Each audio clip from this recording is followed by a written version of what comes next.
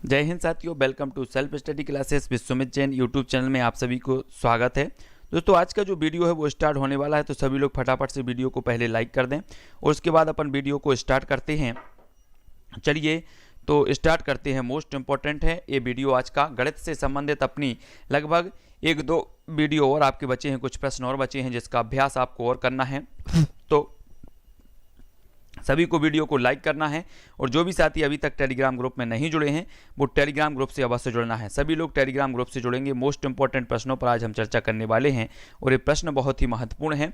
तो चलिए, यदि एक शिक्षार्थी को संख्याओं और परिकलन में समस्या हो रही है तो असमर्थता हो सकती है जिसका नाम है, तो क्या नाम है? जल्दी से उत्तर बताओ, इसका क्या नाम है हमें बताना है। तो लेखन अक्षमता, डिस्ग्राफिया, देखो गणित अक्षमता, डिसकैलकुलिया, दृश्य स्थानिक संगठन में असमर्थता, या फिर पठन अक्षमता, डिसलेक्सिया। तब उत्तर हमें बताना है। जल्दी से बताओ क्या हो जाएगा। 291 का उत्तर हमें बताना है। यदि एक शिक्षार्थी को संख्याओं और परिकलन में समस्या हो रही है तो असमर्थता हो सकती है। किस में असमर्थता हो सकती है? 291 का उत्तर बताना है। तब सभी लोगों ने जो उत्तर बताया है, अधिकांश लोगों ने वो बताया है गणितीय अक्षमता यानी डिसकैलकुलिया। इसका बिल्कुल सही हो जाएगा। ये हमेशा पूछा जाता है क्वेश्चन। डिसकैलकुलिया एक ऐसी अधिगम अशक्तता है जिसमें बच्चे गणित को समझने व गणित गणना करने में कठिनाई का अनुभव करते हैं, है ना। आपसे एक क्वेश्चन पूछा जाता है कि डिसकैलकुलिया किससे संबंधित है, तब आपको पता होनी चाहिए गणित में अक्षमता से संबंधित है, ठीक है। और ये भी देखो, लेखन अक्षमता, डिसग्राफिया, दृश्य स्थानिक, है ना, पठन अक्षमता, डिसलेक्सिया। तो ये चीज आपको पढ़ना है, यहां से क्वेश्चन आपका हर बार आता है, ठीक है। बहुत बढ़िया आंसर। अपना अगला क्वेश्चन है, प्राथमिक स्तर पर शिक्षार्थियों के लिए व्यवहारिक उपकरणों का महत्व है क्योंकि यह बहुत मदद करते हैं। क्या मदद करते हैं? मानसिक और मौखिक परिकलन की गति बढ़ाने के लिए, परीक्षा में बेहतर प्रदर्शन करने के लिए, मूल गणितीय संकल्पनाओं को समझने के लिए, या फिर शब्दों में व्यक्त समस्याओं को हल करने के लिए। तब हमें उत्तर बताना है। 292 का सभी लोग उत्तर बताएंगे। तब आपका जो आंसर हो जाएगा दोस्तों वो क्या होगा? सी, यानी कि मूल गणितीय संकल्पनाओं को समझने के लिए, ठीक है। यानी सी नंबर इसका बिल्कुल सही होगा। प्राथमिक स्तर पर शिक्षार्थियों के लिए व्यवहारिक उपकरणों का महत्व है मूल गणितीय संकल्पनाओं को समझने के लिए। सी नंबर आपका बिल्कुल आंसर सही होगा। तब अगला क्वेश्चन देखेंगे हम। कक्षा चौथी में सममिति और परावर्तन की ज्यामितीय संकल्पनाओं की वृद्धि के लिए निम्न में से कौन से व्यवहार कौशल उपकरणों की आवश्यकता है? तो कौन से व्यवहार कौशल उपकरणों की आवश्यकता होती है? मोतियों की माला, बिंदु सीट, गिनतारा, या फिर द्विमुखी पटल। यहां पर पूछा क्या है? सममिति और परावर्तन की ज्यामितीय संकल्पनाओं की वृद्धि के लिए हमें बताना है।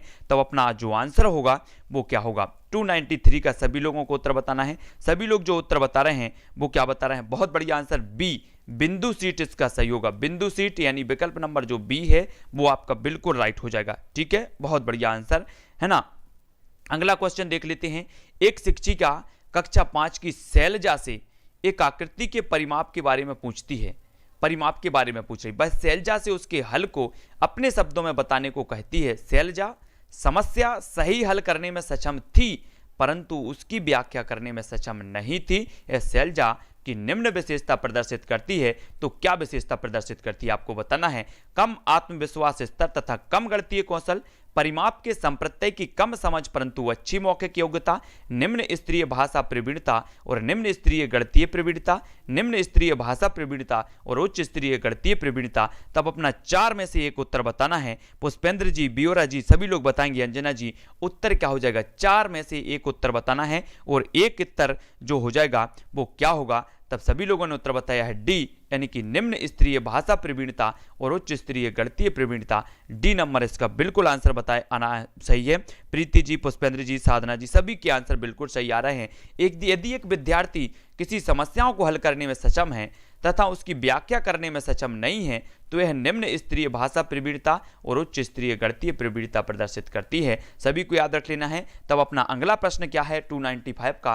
प्राथमिक स्तर पर 10 ग्राम बिंदु के खेल प्रतिरूप इत्यादि का प्रयोग विद्यार्थियों को सहायता करते हैं। तो क्या सहायता करते हैं? देखो यहां पर आपके 4 विकल्प हैं, 4 में से एक का चयन करना है। मूलभूत संक्रियाओं को समझने में, स्थानिक समझ की योग्यता में वृद्धि के लिए, संख्याओं की तुलना का बोध विकसित करने के लिए, या फिर परिकलन कौशलों के संवर्धन में।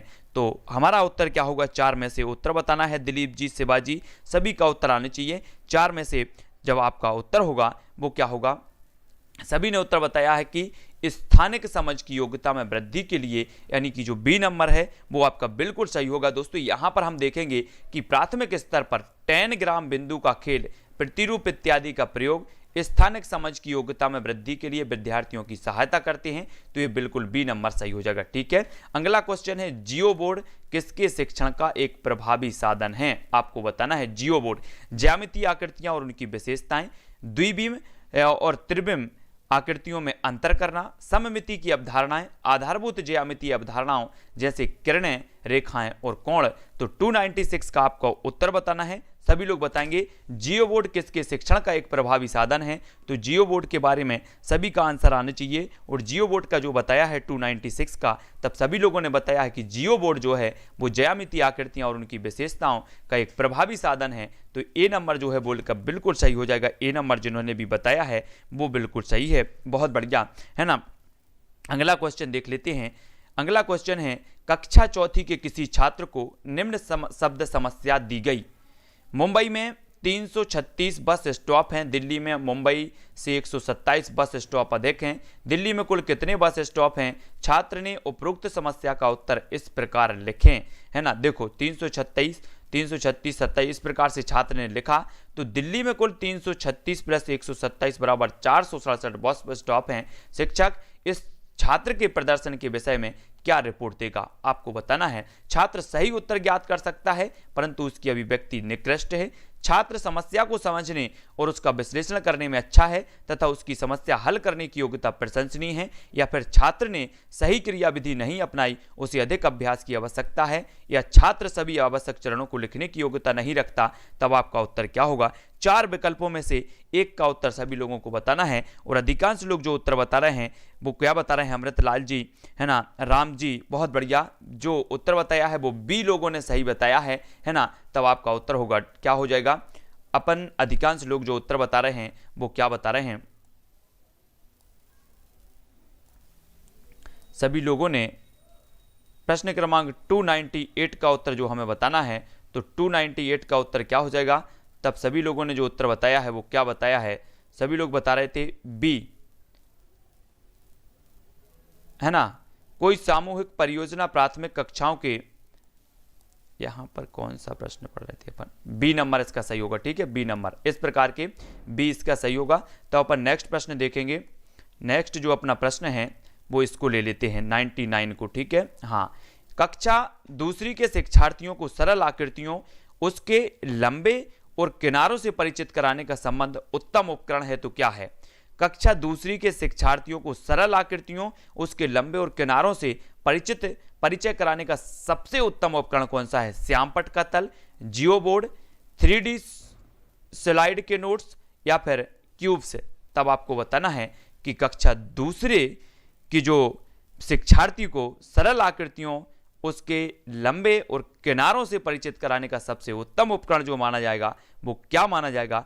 तब सभी लोगों ने जो आंसर बताया है 299 का वो बताया है बी, यानी कि जियो बोर्ड इसका सही होगा। जियो बोर्ड जो है एक कक्षा दूसरे के शिक्षार्थियों को सरल आकृतियों, उसके लंबे और किनारों से परिचय कराने के सबसे उत्तम माध्यम है, उपकरण है। तब आपका अगला प्रश्न है दोस्तों, कक्षा में शिक्षिका विद्यार्थियों को विभिन्न प्रकार से चतुर्भुज को परिभाषित करने के लिए कहती है, जैसे भुजाओं का प्रयोग, कोणों का प्रयोग, विकर्णों का प्रयोग आदि। शिक्षिका का उद्देश्य क्या है? तो 4 विकल्प हैं, 4 में से एक का चयन करना है। सभी लोग चयन करेंगे शिक्षिका का उद्देश्य क्या है। तब आपका जो आंसर होगा साथियों वो क्या हो जाएगा? मोस्ट इंपॉर्टेंट है, जल्दी से उत्तर बताना है, फटाक से बताओ। तो सभी लोग जो उत्तर बता रहे हैं 2, जल्दी से उत्तर बताना है। तो अधिकांश लोगों ने जो उत्तर बताया है वो क्या बताया है? वो बताया है ए, यानी कि ए आपका बिल्कुल सही होगा कि जब शिक्षिका चतुर्भुज को परिभाषित करके उसके बारे में बताती है, चतुर्भुज को परिभाषित करके उसके बारे में बताती है, जैसे भुजाओं का प्रयोग, कोणों का प्रयोग इत्यादि, तो इन सभी से शिक्षिका का उद्देश्य होता है कि शिक्षिका विभिन्न परिप्रेक्ष्यों में से चतुर्भुज को समझने में शिक्षार्थी की सहायता कर रही है ना। तो ये जो है ए नंबर वो सही होगा। तब अगला प्रश्न आपका है कि कक्षा 3 के विद्यार्थियों को लंबाई की विभिन्न इकाइयां पढ़ाने के लिए शिक्षक निम्नलिखित सामग्री कक्षा में ले जाएगा तो क्या ले जाएगा? आप बताओ, आपको शिक्षिका है वो क्या पढ़ानी चाहती है?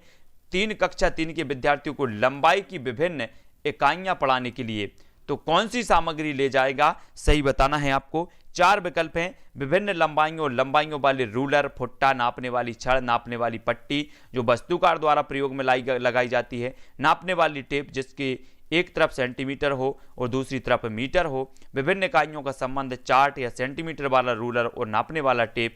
तब 301 का उत्तर सभी लोगों को बताना है।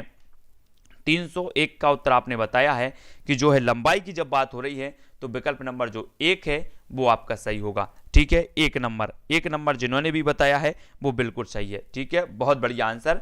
अगला क्वेश्चन देख लो। अगला जो अपना क्वेश्चन है वो क्या है? वो है दोस्तों, कक्षा दूसरी में अबेकस का प्रयोग खालिस्तान में विद्यार्थियों की सहायता नहीं करता। अबेकस सभी लोग जानते हैं, और अबेकस का प्रयोग किसमें विद्यार्थियों की सहायता नहीं करता? बिना किसी त्रुटि के संख्याओं को पढ़ने, शब्दों में दी गई संख्याओं के समान संख्याक लिखने, गणना में परिशुद्धता प्राप्त करने या स्थानीय मान की महत्ता को समझने। तब 302 का उत्तर क्या हो जाएगा? सभी लोगों को बताना है। कक्षा दूसरी में अबेकस का प्रयोग खालिस्तान में विद्यार्थियों की सहायता नहीं करता, तो किसमें नहीं करता? 302 का उत्तर बताओ, जल्दी बताओ। अबेकस का प्रयोग, आपको अबेकस आप लोग सभी जानते होंगे, है ना? तब आपका उत्तर होगा बी, कि शब्दों में दी गई संख्याओं के समान संख्याक लिखने में अबेकस जो होता है वो प्रयोग विद्यार्थियों की सहायता नहीं करता।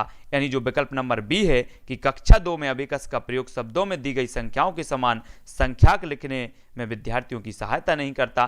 तब बी नंबर जिसने भी बताया है बिल्कुल सही है। अगला क्वेश्चन अपना हो जाता है कि क्षेत्रफल की अवधारणा से परिचित कराने के लिए शिक्षक खाली स्थान से शुरुआत कर सकता है। क्षेत्रफल सभी लोग जानते हैं। अगर क्षेत्रफल की अवधारणा से परिचित कराना है बच्चे को तो कहां से शुरू करेगा?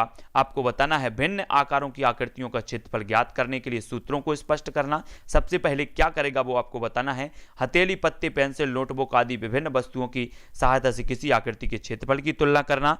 तब अधिकांश लोग जो उत्तर बता रहे हैं, आयत की लंबाई चौड़ाई का पता लगाना और आयत के क्षेत्रफल के सूत्र लंबाई चौड़ाई का प्रयोग करते हुए क्षेत्रफल की ज्ञात करना, या फिर इकाई वर्ग गणन की सहायता से आकृतियों का क्षेत्रफल ज्ञात करना। तब 303 का उत्तर अधिकांश लोगों ने बताया है कि हथेली, पत्ते, पेंसिल। क्षेत्रफल की अवधारणा अगर स्पष्ट करनी है तो सबसे पहले एक शिक्षक हथेली, पत्ते, पेंसिल, नोटबुक आदि इन वस्तुओं की सहायता से आकृति क्षेत्रफल की तुलना करेगा। तो विकल्प नंबर जो बी होगा वो बिल्कुल सही हो जाएगा। बिल्कुल सही है ना। अगला क्वेश्चन देखो, सर्वाधिक प्रभावशाली शिक्षण सामग्री है तो क्या है? अप्रक्षेपित, प्रत्यक्ष अनुभव या प्रक्षेपित या इनमें से कोई नहीं। तो सर्वाधिक प्रभावशाली शिक्षण प्रणाली कौन सी है? शिक्षण सामग्री हमें बताना है। 304 का उत्तर सभी लोग बताएंगे। सभी को बताना है कि सर्वाधिक प्रभावशाली जो शिक्षण सामग्री है वो कौन सी है। तब 304 का आपका उत्तर हो जाएगा वो क्या होगा? हमें उत्तर बताना है। तो सभी ने उत्तर बताया है। मोहम्मद जी, बहुत बढ़िया, मुस्कान जी, दिलीप जी, पुष्पेंद्र जी, साधना जी। तब सभी ने 304 का जो उत्तर बताने का प्रयास किया है वो किया है बी, यानी कि प्रत्यक्ष अनुभव। बी नंबर इसका बिल्कुल सही होगा। बी नंबर सही है। तब अगला क्वेश्चन है, सर्वाधिक 10 ग्राम है। 10 ग्राम क्या है? अभी हमने 10 ग्राम पढ़ा था। 10 ग्राम बताना है कि 10 ग्राम है क्या है। एक चीनी पुरानी पहेली है। विभिन्न ज्यामितीय आकारों की पहचान के लिए प्रयोग करना, इसके 5 या 7 टुकड़े होना, सही उत्तर छांटना है। 1 2 3 आपको बताना है कि 10 ग्राम क्या है। 305 का उत्तर सभी को बताना है। जल्दी से सभी लोग उत्तर बताएंगे। 10 ग्राम के बारे में बताना है। तब आपका जो उत्तर हो जाएगा वो क्या होगा? वो होगा दोस्तों डी, यानी कि सभी। एक चीनी पुरानी पहेली है 10 ग्राम, है ना। विभिन्न ज्यामितीय आकारों की पहचान के लिए प्रयोग करना, ए है। इसमें के 5-7 टुकड़े होना, ये जो सभी वाला है उत्तर आपका डी, वो बिल्कुल आपका सही होगा। 10 ग्राम के बारे में भी आपको पता होनी चाहिए। 10 ग्राम से संबंधित आपका प्रश्न आया था पिछली बार। तब आपका जो एक और फैक्ट है वो क्या है? वो है दोस्तों त्रुटि विश्लेषण तथा अधिगम एवं अध्यापन के प्रासंगिक पहलू। अब यहां पर हमें पढ़ना है त्रुटि विश्लेषण तथा अधिगम एवं अध्यापन के प्रासंगिक पहलू पढ़ना है। तब आपको बताना है, एक छात्र x² × x³ बराबर 6 की घात 6 लिखता है। इससे पता चलता है कि उसे गुणा की अवधारणा स्पष्ट नहीं है, उसे चर की समझ नहीं है, उसे अचर की गुणा की अवधारणा स्पष्ट नहीं है, उसे चर की गुणा की अवधारणा स्पष्ट नहीं है। तब आपका 306 का उत्तर सभी लोग बताएंगे। सभी लोगों को बताना है, उत्तर बताएंगे क्या होगा। एक छात्र का जो है इस प्रकार से हल करता है और ये लिखता है तो इससे क्या पता चलता है, इससे पता चलता है कि उसे चर की गुणा की अवधारणा स्पष्ट नहीं है, यानी जो विकल्प नंबर डी है वो इसका सही हो जाएगा। एक छात्र x की घात 2 x की घात 3 बराबर x की घात 6 लिखता है, जबकि x की घात 2 प्लस 3 बराबर x की घात 5 होगा, अर्थात छात्र को चरों के गुणन का ज्ञात नहीं है, तो इसका विकल्प नंबर जो डी है वो इसका बिल्कुल सही होगा। एक विद्यार्थी a प्लस बी की घात 2 बराबर a की घात 2 प्लस b की घात 2 है ना -2ab बताता है, इसका मतलब है कि उसे सूत्र की समझ नहीं है, गणितीय अवधारणा की समझ नहीं है, जोड़ने एवं घटाना की समझ नहीं है, या फिर बहुपद की घात की समझ नहीं है। तो क्या होगा आपका उत्तर, इस प्रकार से बताता है तो उत्तर क्या हो जाएगा। सभी लोग प्रश्न क्रमांक 307 का उत्तर बताएंगे, और 307 का जो अधिकांश लोगों ने जो उत्तर बताया है वो क्या बताया, बहुत बढ़िया आंसर, सूत्र की समझ नहीं है, यानी विकल्प नंबर जो ए है वो आपका सही हो जाएगा। सूत्र की समझ नहीं है विद्यार्थी को, इस प्रकार के प्रश्न आपके आएंगे तो थोड़ा सा अपन को अच्छे से पढ़ना है, तब आपका उत्तर होगा। एक छात्र 320 कहने पर इसे जो है 3020 के रूप में 30,020 के रूप में लिखता है, क्योंकि उसे स्थानीय मान की समझ नहीं है, उसे जोड़ की समझ नहीं है, उसे घटाव की समझ नहीं है, उसे गुणा की समझ नहीं है, तब सभी को लिखना है 320 कहने पर 30,020 लिख देता है, तो आपका क्या हो जाएगा। 308 का उत्तर सभी लोग बताएंगे। 308 का जो आप लोग उत्तर बता रहे हैं वो क्या होगा, तब सभी लोगों ने बिल्कुल आंसर सही बताया है कि उसे स्थानीय मान की समझ नहीं है, यानी विकल्प नंबर जो ए है वो आपका बिल्कुल राइट होगा, ए नंबर का, है ना। स्थानीय मान की समझ नहीं है, ए सही है। स्थानीय मान के ज्ञान के अभाव के कारण ही छात्र 320 को 3020 लिखेगा, तो आपको याद रखना है। अगला क्वेश्चन देखो, सलमान जो है 3 - 4 बराबर +7 को हल करता है, इस त्रुटि का कारण क्या है, सभी लोग बताएंगे। सलमान को समान प्रकार की समस्याओं को हल करने के अभ्यास की आवश्यकता है, सलमान को पूर्णांकों के गुणनफल की संकल्पना में नहीं आई, है ना, या सलमान लापरवाह है, या सलमान को पूर्णांक के योगफल की संकल्पना स्पष्ट नहीं है, तब प्रश्न क्रमांक 309 का उत्तर है वो हमें बताना है, तो सभी लोग बताएंगे उत्तर क्या हो जाएगा।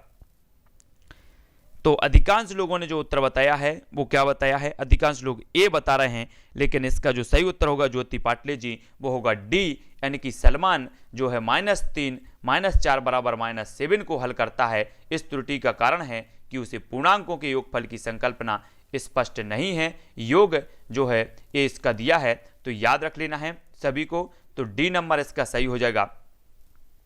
ठीक है, डी नंबर।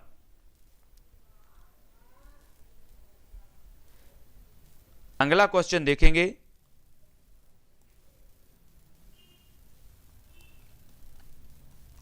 अगला जो अपना प्रश्न है वो क्या है, कोई छात्र लिखता है, क्या लिखता है, 310 का उत्तर हमें बताना है क्या, 10 सेंटीमीटर बटे 12 सेंटीमीटर बराबर 5/6 सेंटीमीटर, 15 सेंटीमीटर बटे 15 सेंटीमीटर बराबर 1000 मीटर है। छात्र भिन्नों को लघुत्तम पद में सही ढंग से बदल सकता है और सही मात्रक लिख सकता है, मात्रकों का ज्ञान रखता है, वह मात्रकों के रूपांतरण और भिन्नों की संकल्पना से परिचित है, परंतु यह भूल जाता है कि अनुपात का कोई मात्रक नहीं होता, अनुपात के साथ मात्रक लिखने की सदैव लेखन संबंधी त्रुटि करता है, या फिर मात्रकों और उनके रूपांतरण का अच्छा ज्ञान रखता है। तब 310 का उत्तर हमें बताना है, उत्तर क्या हो जाएगा। 310 का सभी लोग उत्तर बताएंगे। कोई छात्र इस प्रकार से एक हल लिखता है, करता है सवाल, तब आपको बताना है कि उसे किसका ज्ञान नहीं है। तब 310 का अधिकांश लोग जो उत्तर बता रहे हैं वो क्या बता रहे हैं, वो बता रहे हैं दोस्तों बी, बहुत बढ़िया आंसर। यदि कोई छात्र है जो 10 सेंटीमीटर बटे 12 सेंटीमीटर बराबर 5 सेंटीमीटर बटे 6 सेंटीमीटर, है ना, 15 सेंटीमीटर बटे 15 सेंटीमीटर बराबर 1000 मीटर लिखता है, तो यह छात्र मात्रकों का ज्ञान रखता है एवं मात्रकों के रूपांतरण और भिन्नों की संकल्पना से परिचित है, परंतु यह भूल जाता है कि अनुपात का कोई मात्रक नहीं होता। ये चीज इसका सही हो जाएगा। ठीक है, बहुत बढ़िया। कक्षा 6वीं की ज्यामिति कक्षा में अध्यापक ने विद्यार्थियों को 30 अंश, 60 अंश, 90 अंश माप के कोणों की रचना व उनके विभाजन करने को कहा उसके बाद विद्यार्थियों को 15 अंश 45 अंश का कोण बनाने के लिए कहा। इस समय एहकार अध्यापक का जो प्रयोजन दर्शा रहा है वह क्या है, बताना है। एक अध्यापक है जो अपने विद्यार्थियों से कह रहा है कि आप 15 अंश 45 अंश इतने आदि के जो है कोण बनाएं, और इसका जो उद्देश्य है वो शिक्षक का क्या है आपको बताना है। शिक्षार्थी की उपलब्धियों का संक्रियात्मक परीक्षा में आकलन करना, अनुभव संबंधी अधिगम का मौका देना, दिए गए कार्य को पूरा करने के लिए शिक्षार्थियों की समझ तथा सीखे गए 2 कौशलों को समन्वित करने का आकलन, प्रत्येक विद्यार्थी को किसी न किसी कार्य में व्यस्त रख करना। तब सभी लोग जो उत्तर बता रहे हैं, उत्तर क्या बता रहे हैं, अधिकांश लोगों ने बताया सी, बहुत बढ़िया। दिए गए कार्य को पूरा करने के लिए विद्यार्थियों की समझ तथा सीखे गए 2 कौशलों को समन्वित करने का आकलन, सी नंबर आपका बिल्कुल सही हो जाएगा। ठीक है, बहुत बढ़िया आंसर, सी नंबर बिल्कुल सही है। अगला क्वेश्चन देख लेते हैं। भिन्नों का योग पढ़ाते समय शिक्षक को नीचे दी हुई एक त्रुटि ज्ञात हुई है, 1/2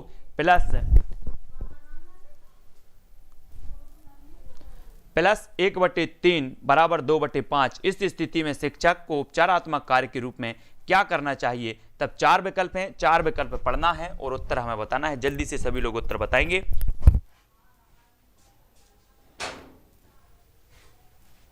आपका जो उत्तर है वो क्या हो जाएगा, हमें फटाक से बताना है और ये 4 विकल्पों में से एक का चयन करना है। सभी लोग उत्तर बताएंगे, मोस्ट इंपॉर्टेंट है, फटाफट बताओ। 312 का जो आपका उत्तर होगा दोस्तों वो क्या होगा। सभी लोगों ने जो उत्तर बताया है 312 का वो बताया है ए, यानी कि लघुत्तम समावर्त की अवधारणा को समझने में बच्चों की सहायता करें। तो विकल्प नंबर जो ए है वो आपका बिल्कुल सही हो जाएगा, ए नंबर का सही है।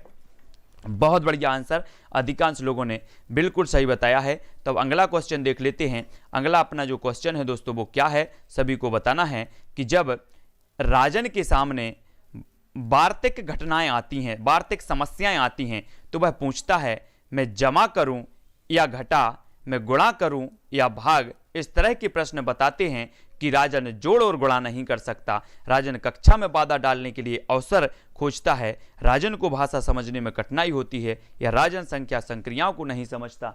तो हमें उत्तर बताना है, उत्तर क्या हो जाएगा। 313 का उत्तर सभी लोग बताएंगे। 313 सभी को बताना है कि राजन क्या नहीं समझता। तब सभी लोगों ने जो उत्तर बताया है वो क्या बताया है, 313 का आपका उत्तर होगा सी, कि राजन को भाषा समझने में कठिनाई होती है। तो सी नंबर आपका बिल्कुल सही हो जाएगा, सी नंबर है ना। बहुत बढ़िया, 313 का आपका उत्तर होगा सी, यानी कि प्रश्न में दिए गए तथ्यों से स्पष्ट होता है कि राजन को भाषा समझने में कठिनाई होती है। सी नंबर आपका बिल्कुल सही हो जाएगा। तब अपना अगला प्रश्न है, कक्षा 2 की एक शिक्षिका ने अपने विद्यार्थियों को 4 इकाई और 3 इकाई लिखने के लिए कहा। कुछ विद्यार्थियों ने 34 के स्थान पर 43 लिखा। एक शिक्षिका के रूप में आप विद्यार्थियों को संकल्पना को कैसे समझाएंगी, बताओ। 314 का उत्तर 4 है। हमेशा दहाई और इकाई के स्तंभों में लिखना सिखाएंगी जिससे कोई भ्रम ना हो। स्तंभ विधि में अभ्यास करने के लिए बहुत सारे प्रश्न देंगी। विद्यार्थियों को गिन तारा पर प्रदर्शित करने के लिए कहेंगी और फिर लिखने के लिए कहेंगी, या फिर उन्हें बताएंगी कि यह गलत है और फिर उन्हें जो है सही उत्तर को 5 बार लिखने के लिए कहेंगी। तो आपको बताना है उत्तर क्या हो जाएगा। सभी लोग उत्तर बताएंगे, है ना। यहां पर क्या पूछा गया था कि 3, यहां पर आपका पूछा गया है कि कक्षा दूसरी की जो है एक शिक्षिका ने अपने जो है विद्यार्थियों को 4 इकाई और 3 दहाई लिखने के लिए कहा। कुछ विद्यार्थियों ने 34 के स्थान पर 43 लिखा।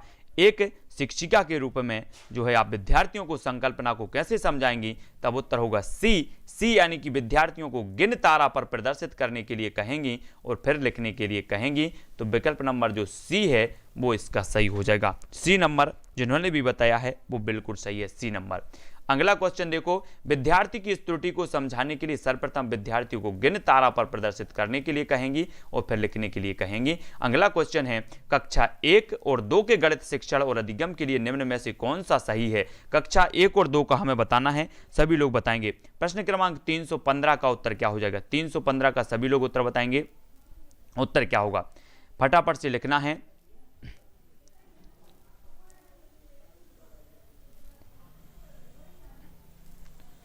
सभी को बताना है 315 का उत्तर क्या हो जाएगा। जल्दी से सभी लोग लिखेंगे तो उत्तर क्या होगा 315। अधिकांश लोगों ने जो उत्तर बताया है वो बताया सी, कुछ लोग बी बता रहे हैं। आपका उत्तर हो जाएगा सी, सी यानी कि गणित का अन्य विषयों जैसे कि भाषा, कला इत्यादि से समाकलन किया जाना चाहिए, है ना।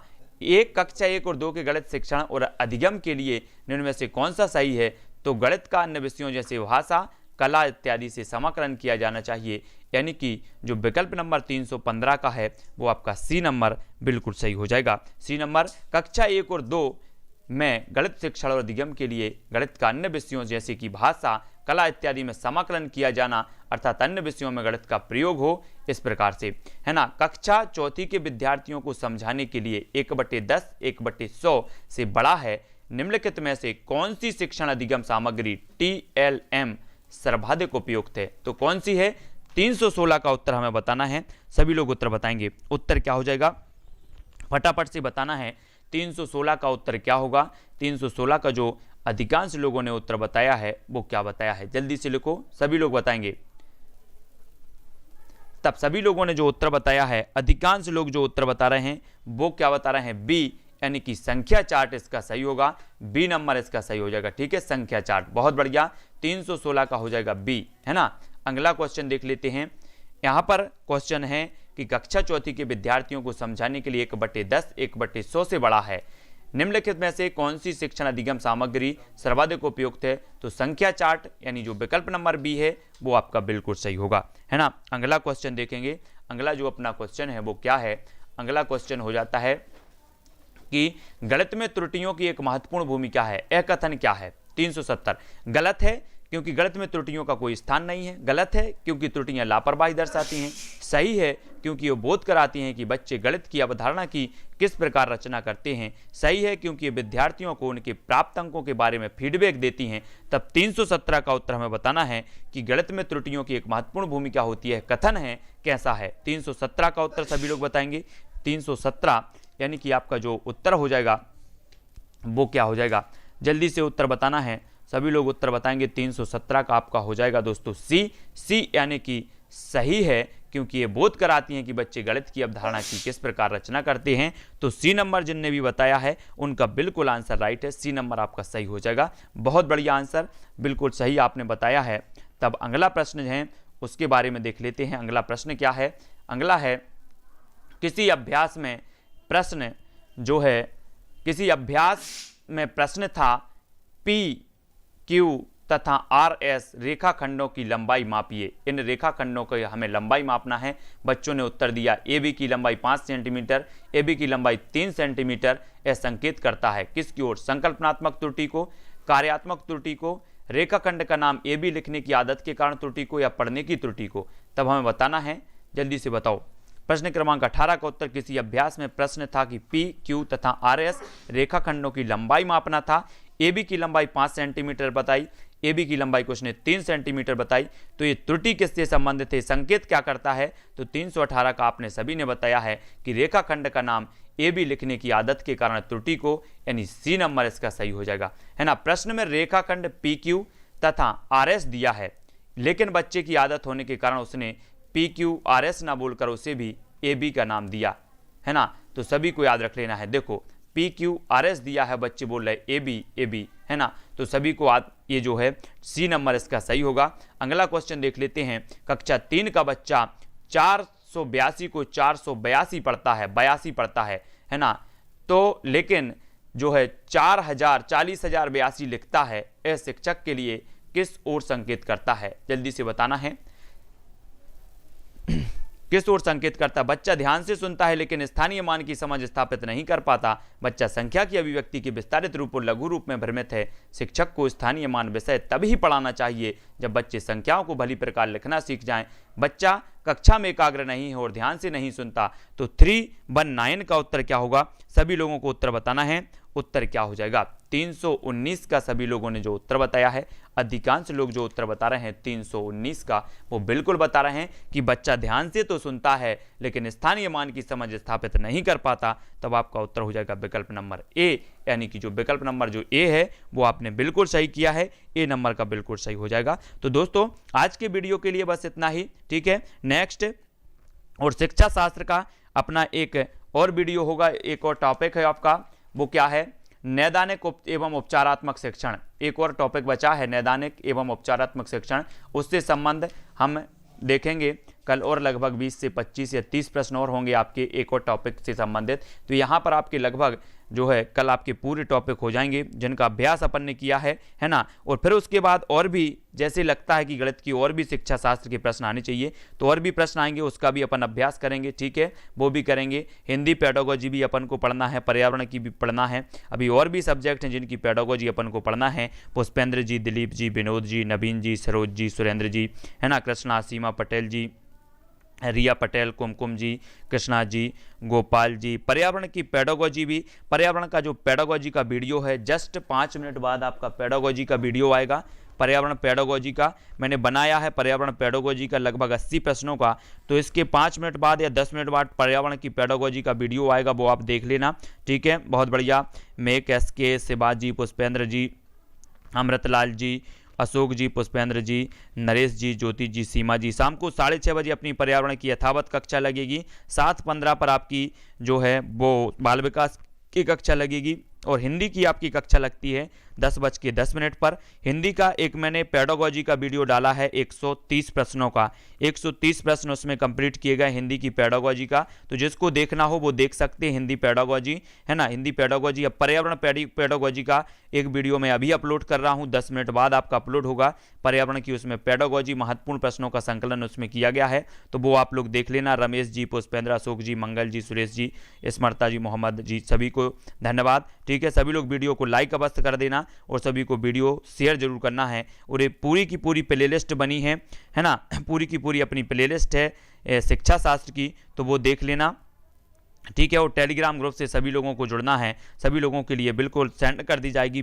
PDF सेंड कर देंगे, ठीक है। बहुत बढ़िया, है ना, बहुत बढ़िया। शिवाजी, सीमा जी, पुष्पेंद्र जी, गोपाल, नरेश जी, धन्यवाद सभी को। वीडियो को यहीं पर विराम देते हैं। ज्योति जी, है ना, गेस्ट टीचर हूँ, ऑनलाइन क्लास नहीं ले पाती हूँ, बट बिल्कुल ऑनलाइन नहीं ले पाते, कोई दिक्कत नहीं है, ऑफलाइन आप देख लिया करो, वीडियो डल जाते हैं। और मैं बहुत सारे जो वीडियो है ऑफलाइन ही डालता हूँ, है ना। ऑनलाइन के अलावा 5-6 क्लास ऑनलाइन होती हैं, 4-5 क्लास, उसके बाद मैं ऑफलाइन बहुत सारी वीडियो डाल देता हूँ, तो वो देख लेना। इसके जस्ट बाद, है ना, सूरज धाकड़ जी, मेघ जी, ज्योति जी, सूरज जी, सभी को धन्यवाद, शिवा जी, है ना। आज के वीडियो के लिए बस इतना ही। जय हिंद। इसके बाद पर्यावरण पेडागोजी की 80 प्रश्नों का वीडियो आने वाला है, तो वो जरूर देखें।